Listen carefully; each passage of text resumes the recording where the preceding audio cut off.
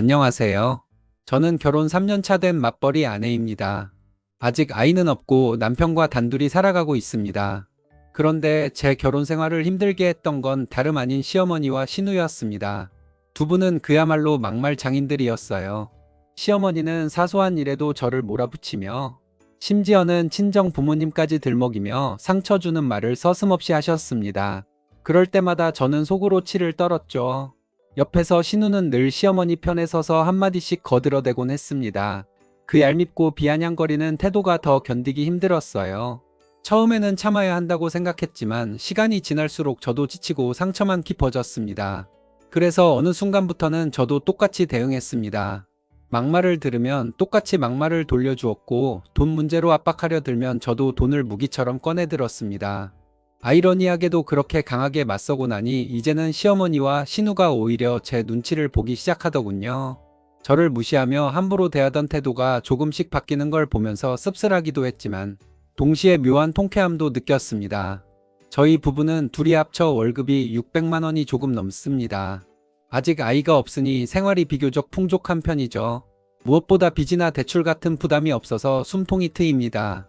그래서 먹고 살 걱정 없이 저희만의 삶을 꾸려가고 있습니다.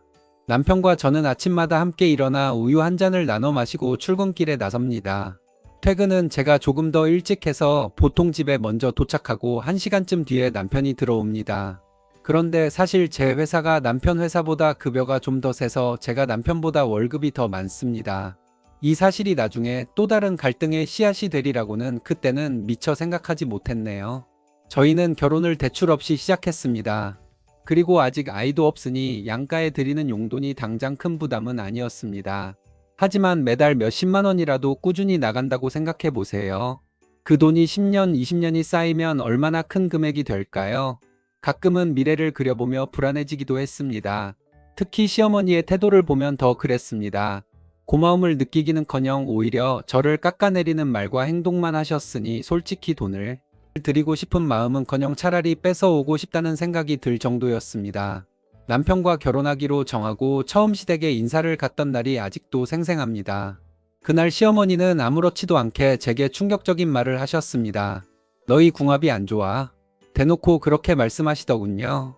제 친정은 원래 사주나 궁합 같은 걸 보지 않는 집안이라 처음엔 무슨 말인가 싶었습니다.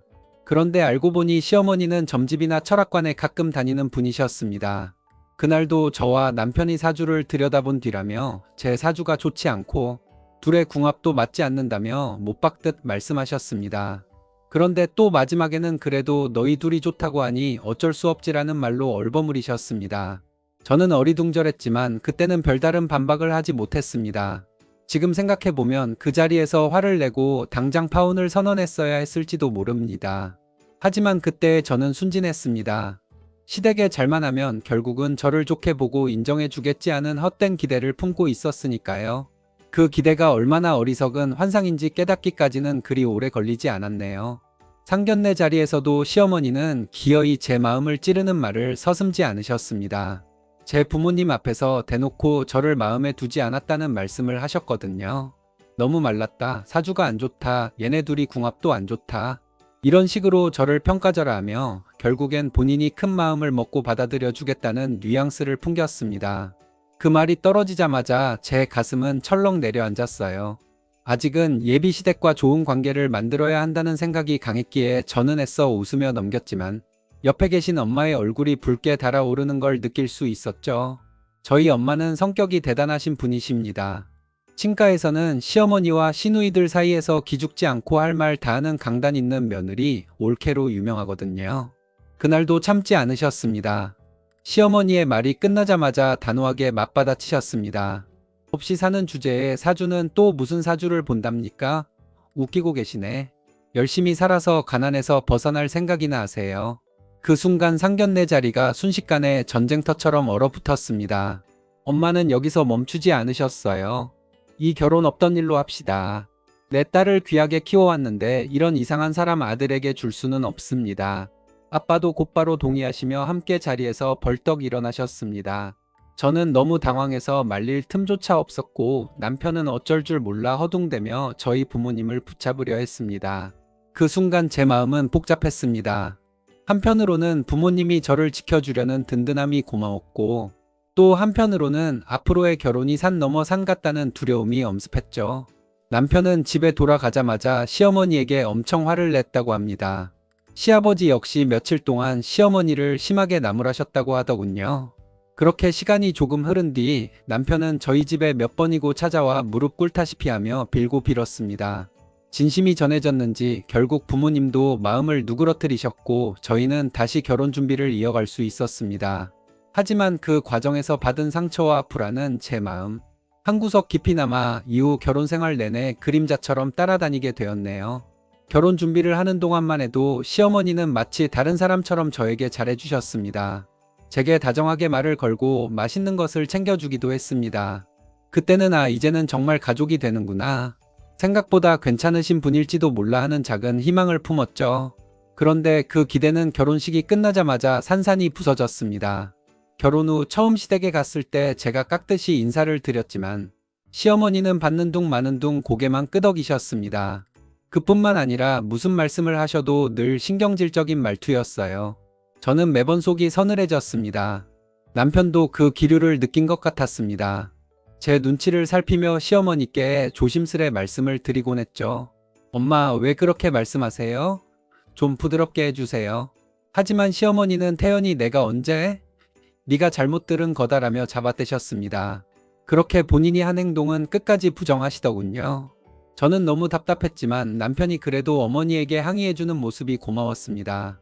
게다가 시아버지께서도 가끔은 시어머니를 나무라실 때가 있어서 제가 직접 맞서 반발하기에는 애매한 상황이 많았습니다. 마음속에서는 하고 싶은 말이 목까지 차올랐지만 굳이 나서지 않고 참고 넘어가야 할 때가 많았죠. 결혼 당시를 떠올리면 남편과 제가 모아둔 돈은 비슷했습니다. 남편이 저보다 3살 많았지만 대학은 같은 해에 졸업했어요. 군대 문제도 있었고 남편이 대학 시절 1년간 휴학을 했다고 하더군요. 결국 출발선은 큰 차이가 없었습니다. 저희가 모은 돈에 친정에서 보태주신 지원금을 합쳐서 아파트를 마련했고 지금은 수도권 자가 아파트에서 살고 있습니다. 두 사람 다 직장은 서울이라 출퇴근이 힘들긴 하지만 그래도 내 집이 있다는 사실이 큰 위안이 되었죠. 결혼식 준비 과정에서 예단이나 예물은 생략하기로 했습니다. 대신 결혼식 비용은 대부분 저희 친정에서 부담했습니다. 그렇게 하기로 한 대신 살림은 남편이 전적으로 맡기로 약속했어요. 하지만 막상 결혼 후 생활이 시작되자 저는 남편 혼자 고생하게 둘 수가 없었습니다. 저도 직장에 다니며 사회생활을 해본 입장이니 살림의 무게가 얼마나 버거운지 잘 알았거든요. 그래서 우리는 자연스럽게 분담하기 시작했습니다. 남편이 청소기를 돌리면 저는 그 뒤를 따라 물걸레를 들고 바닥을 닦았습니다. 남편이 빨래를 개고 있으면 저는 싱크대 앞에 서서 설거지를 했습니다. 그런 식으로 둘이 함께 움직이며 살림을 꾸려나갔습니다. 돌이켜보면 결혼 준비 때 품었던 작은 기대와 결혼 후 마주한 냉혹한 현실 사이의 간극이 너무 컸습니다. 시어머니는 점점 더 신경질적이고 까다로운 모습만 보였고 저는 점점 마음이 지쳐갔죠. 신우가 하나 있었습니다. 제가 결혼할 당시 신우는 다니던 회사를 그만두고 재취업 준비를 하고 있던 상태였어요. 직장도 없이 집에만 있으니 시어머니의 잔소리를 고스란히 듣는 입장이었겠죠. 그런데 문제는 그 화살이 저에게까지 날아온다는 것이었습니다. 시어머니는 주방에서 자꾸 신경질을 내며 이것저것 일을 시키셨습니다. 제가 조금만 늦게 움직여도 눈치를 주셨고 칼질이나 설거지하는 모습까지 트집을 잡으시며 못마땅해 하셨습니다. 저는 그때마다 속으로 이 집에서는 내가 며느리가 아니라 식모인가 하는 생각까지 들었어요. 그런데 더 어이가 없었던 건 신우의 태도였습니다. 가끔 주방으로 들어와서는 저를 보며 퉁명스럽게 말했습니다. 엄마 화나게 하지 말고 좀 더 빠릿빠릿하게 움직이면 안 돼? 마치 제가 게으르고 둔한 사람인 것처럼 짜증을 섞어 말하곤 했죠. 그 말을 듣는 순간마다 속이 뒤집히고 분노가 제가 무슨 허드레지를 미적거리며 일부러 시어머니를 화나게 한 것도 아닌데 자기 엄마 비위를 맞추라는 식으로 말하니 억울하기 짝이 없었습니다.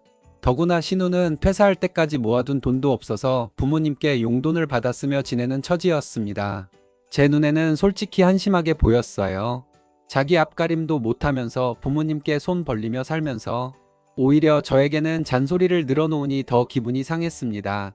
같은 며느리도 아니고 그저 집에서 얹혀 사는 입장인데도 저를 내려다보며 꾸짖는 듯한 태도를 보이는 게 정말 얄미웠습니다. 저는 그 순간부터 이 집안은 절대 만만히 보여서는 안 된다는 다짐을 마음속 깊이 새기게 되었어요. 시어머니와 신우 때문에 매번 속이 뒤집혀도 정작 남편에게는 차마 털어놓기가 힘들었습니다.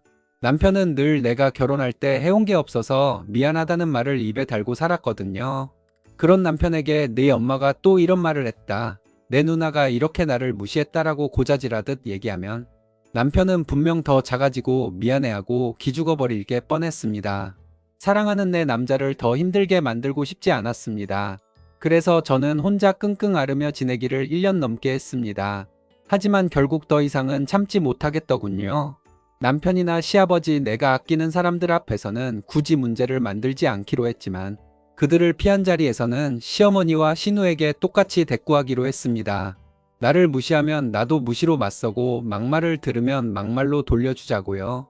그렇게 처음으로 맞불을 놓기 시작했습니다. 시어머니는 주방에서 저와 단둘이 있을 때 종종 이런 말씀을 하셨습니다. 너는 이런 것도 안 배우고 시집 왔냐? 그 말은 단순히 저를 꾸짖는 게 아니라 제 친정까지 싸잡아 욕하는 것처럼 들렸습니다. 그럴 때마다 속이 부글부글 끓었죠. 결국 저는 기회를 노렸습니다. 어느 날 시댁에서 온 가족이 함께 밥을 먹는데 신우가 갑자기 밥 말고 라면 먹을래 하더니 혼자 라면을 끓여와 먹기 시작했습니다. 라면을 후루룩거리며 먹는 소리가 유난히 크게 느껴졌습니다. 사실 그 정도 소음은 그냥 넘길 수도 있었지만 이미 미운 사람이라 그런지 더 신경이 곤두서더라고요. 그날은 마침 시아버지도 안 계셨습니다. 저는 순간 결심하고 신우를 향해 말했습니다. 그 소리 좀 내지 말고 먹어. 아가씨가 후루룩거리며 먹는 소리가 옆에서 듣는 사람한테 얼마나 거슬리는 줄 알아? 순간 신우와 시어머니가 동시에 저를 쳐다봤습니다. 제가 시댁에서 처음으로 그런 식으로 받아쳤으니 놀랄 만도했죠. 하지만 저는 물러서지 않았습니다. 옆에 있던 남편이 뜻밖에도 저를 거들었습니다. 너 밖에 나가서도 그렇게 소리내면서 먹으면 사람들이 겉으로 말은 안 해도 속으로는 다 욕한다. 남편의 말이 끝나자 저는 시어머니를 똑바로 바라보며 단호하게 덧붙였습니다. 이런 게 다 가정교육 아닙니까? 그 말에 시어머니는 손에 쥐고 있던 젓가락을 탁 소리가 나게 내려놓았습니다. 하지만 저는 아랑곳하지 않았습니다. 그저 남편과 즐겁게 웃으며 밥을 먹었습니다. 제 마음은 오랜만에 시원하게 뚫린 것 같았네요. 그리고 다음번에 시댁에 갔을 때 일이었습니다. 저와 남편이 간단히 라면을 끓여 먹으려는데 신우가 슬쩍 끼어들더니 나도 먹을래라고 하더군요. 시어머니는 안 드신다고 하셔서 결국 셋이서 라면을 먹게 됐습니다. 저는 별다른 생각 없이 젓가락을 놀리며 라면을 먹고 있었는데 뜻밖에도 신우가 제게 말을 걸었습니다. 언니 후루룩 소리 너무 크게 내면서 먹는 거 아니에요? 순간 귀를 의심했습니다.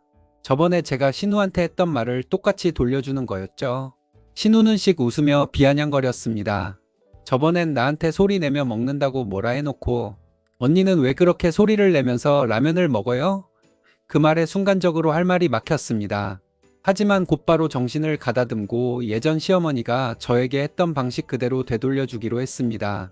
저는 젓가락을 내려놓고 신우를 똑바로 바라보며 말했죠. 어디 감히 윗사람한테 그런 지적을 하니?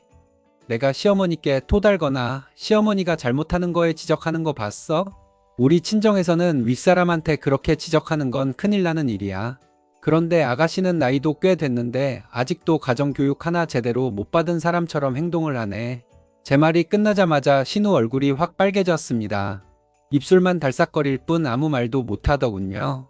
방금 전까지만 해도 당당하게 비아냥거리던 태도는 온데간데 없고 그저 굳은 표정으로 시선을 피했습니다. 저는 그 모습을 보고 속으로 씁쓸한 웃음이 났습니다.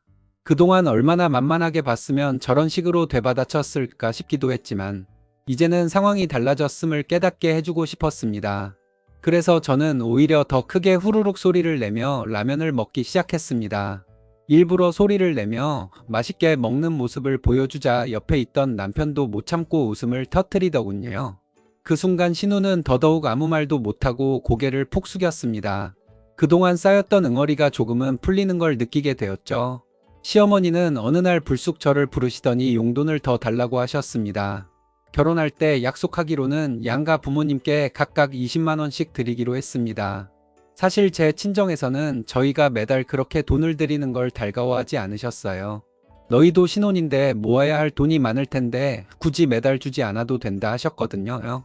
그런데 시어머니가 꼭 매달 용돈을 달라고 하셨고, 그래서 양가에 공평하게 20만 원씩 드리게 된 것이었습니다. 그런데 그날 시어머니는 갑자기 금액을 올리자고 말씀하셨습니다. 앞으로 우리 집에는 50만 원씩 줘. 딱 잘라 그렇게 말씀하시는 겁니다. 저는 순간 귀를 의심했어요. 아무런 전조도 없이 정말 뜬금없는 요구였으니까요. 그날은 아버님도 안 계셨고 남편은 방에서 낮잠을 자고 있었습니다. 거실에는 저와 시어머니 그리고 신우 이렇게 셋뿐이었는데 그 정적을 깨는 시어머니의 한마디가 제 가슴을 쿵 내려앉게 만들었습니다. 저는 조심스럽게 대답했습니다.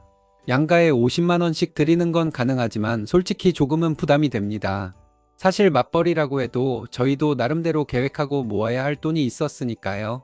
그런데 시어머니는 제 말은 들은 척도 하지 않고 곧바로 맞받아쳤습니다. 굳이 친정까지 챙길 필요는 없잖아. 너희 친정은 넉넉하지 않아? 그냥 우리 집에만 올려주면 되지. 그 순간 제 속에서 화가 치밀어 올랐습니다. 더 어이없는 건 신우의 태도였습니다. 옆에서 휴대폰을 들여다보던 신우가 고개를 들더니 태연하게 한마디 거들었습니다. 그거 준다고 밥 굶는 것도 아니고 그냥 주면 되지.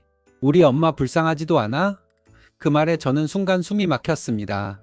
손가락 하나 까딱 안 하고 부모님께 손 벌려 용돈이나 받으며 사는 신우가 어떻게 그런 말을 할 수 있는 건지 이해할 수가 없었어요. 속으로 불쌍한 건 너지 뭘 안다고 엄마 편에 서서 나를 몰아붙이니 하는 생각이 들었습니다. 저는 어이가 없고 분노까지 치밀어 올라 입술을 깨물며 겨우 참았네요. 저는 곧바로 신우의 말에 맞받아쳤습니다.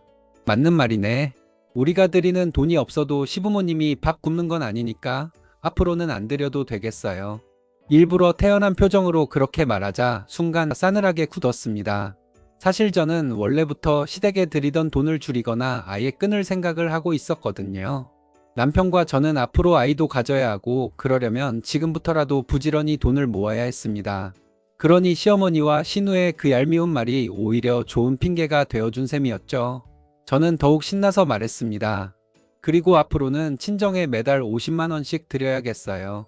제가 남편보다 돈을 더 잘 벌고 결혼할 때 친정에서 지원받은 게 많으니까 그게 당연하죠. 제 계산은 단순했습니다. 시댁에 드리던 20만 원을 끊고 친정에 50만 원을 드리면 결국 우리 지출은 10만 원만 늘어나는 셈이었으니까요.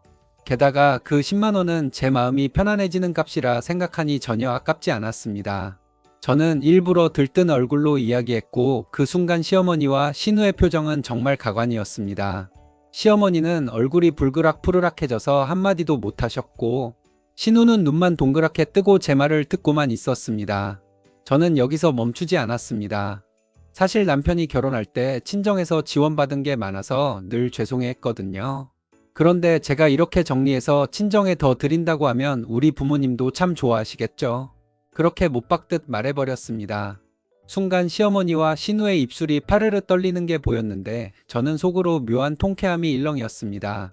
그리고 마지막으로 신우를 향해 비수를 꽂았습니다. 아가씨도 얼른 취직하세요. 요즘은 딸이 효도하는 세상이잖아요. 얼른 취직해서 저처럼 친정 잘 챙기는 딸이 되면 되죠. 제 목소리에는 비꼼이 가득 담겨 있었고 신우는 아무 대꾸도 하지 못한 채 고개를 푹 숙였습니다. 저는 일부러 라면 국물을 호로록 마시며 그날따라 라면을 더 맛있게 느꼈어요. 남편에게 차분히 제 마음을 털어놓고 양해를 구했습니다. 앞으로 1년 동안은 시댁에 용돈을 드리지 않을 거예요. 대신 친정에는 계속 20만 원씩 드릴게요. 이렇게라도 하지 않으면 시어머니와 신우가 나를 계속 무시하고 깔볼 것 같아요. 솔직한 제 심정을 말하자 남편은 잠시 생각하더니 고개를 끄덕이며 대답했습니다. 내 뜻대로 해. 나도 내 마음 이해해. 그 말이 참 고맙고 든든했어요. 결국 저는 남편의 동의를 얻고 정말로 1년 동안 시댁 용돈을 끊어버렸습니다. 그 후부터는 시어머니의 태도가 조금씩 달라지기 시작했습니다. 예전에는 입에서 나오는 대로 막말을 퍼붓던 분이었는데 제 앞에서는 말을 고르려는 기색이 느껴졌습니다. 물론 본성이 하루아침에 변하는 건 아니었기에 가끔은 무심코 실수하는 말도 있었지만 예전처럼 제 친정을 들먹이며 상처 주는 일은 줄어들었습니다. 저는 그 변화 속에서 돈의 힘이 이런 거구나 하고 씁쓸한 깨달음을 얻었죠. 정확히 1년이 지난 후 저는 시어머니 계좌로 다시 20만 원을 송금했습니다. 그랬더니 시어머니는 곧바로 전화를 걸어 고맙다라는 말을 하셨습니다. 그 목소리를 듣는 순간 저는 순간 귀를 의심했습니다. 결혼 이후 시어머니에게서 처음 들어보는 감사 인사였거든요. 그 짧은 한마디가 제 마음에 묘한 여운을 남겼습니다. 결국 자본주의 사회에서 돈이 사람의 태도까지 바꾸는구나 하는 생각이 뼈저리게 와닿았네요. 이제는 시댁에 가는 일이 예전처럼 두렵거나 숨막히지 않습니다. 솔직히 귀찮고 번거로운 정도일 뿐 과거처럼 가슴이 철렁 내려앉는 스트레스는 거의 사라졌습니다. 신우 역시 저를 향해 함부로 말하지 못합니다. 자기 엄마가 눈치를 보는 사람에게 딸인 자신이 감히 더 나설 수는 없겠죠. 그런 변화가 제겐 작은 승리처럼 다가왔습니다. 돌아보면 제가 이렇게까지 버틸 수 있었던 건 제가 사랑하는 남자들인 시아버지와 남편의 묵묵한 지원 덕분이었습니다.